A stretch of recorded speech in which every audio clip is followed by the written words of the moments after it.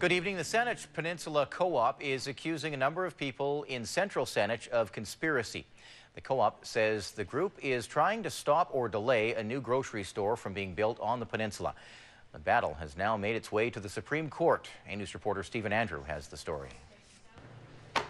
It began as a verbal battle. Now it's a legal war. Peninsula Co-op has filed a 26-page civil suit in BC Supreme Court, laying out allegations of a conspiracy, including fraud, libel, and trespass. We think it's important that our members and the public are aware of what the true facts are. This stretch of land is at the heart of the dispute. The co-op wants to rezone it and build a new store. Fierce opposition has risen up against the plan from people who say the property should be protected and kept as farmland. Both sides will have their say on May 2nd when Central Saanich Council considers the rezoning application.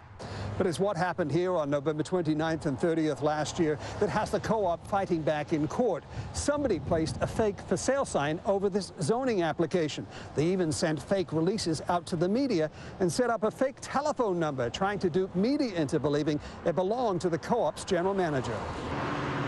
The co-op alleges the disposable cell phone was purchased at this 7-Eleven in Victoria.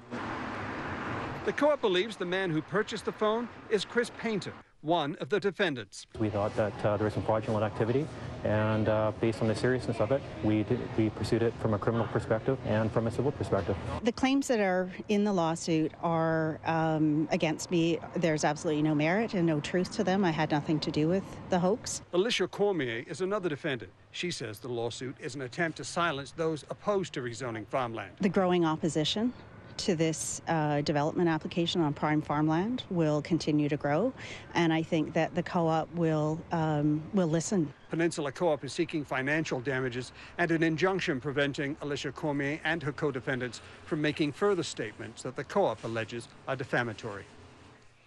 Stephen Andrew joins us with more on the story. Stephen, both sides in this legal battle are accusing the other of trying to mislead the public.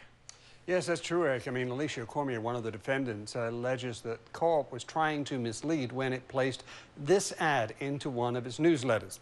It's a request for witnesses to the phony for sale sign incident and the fake phone number incident, and it contained the Crime Stoppers logo. Now, Crime Stoppers did not authorize use of this logo. The Co-op says including the logo was a miscommunication. And they published a retraction in the newspaper a few days after that when they realized that error.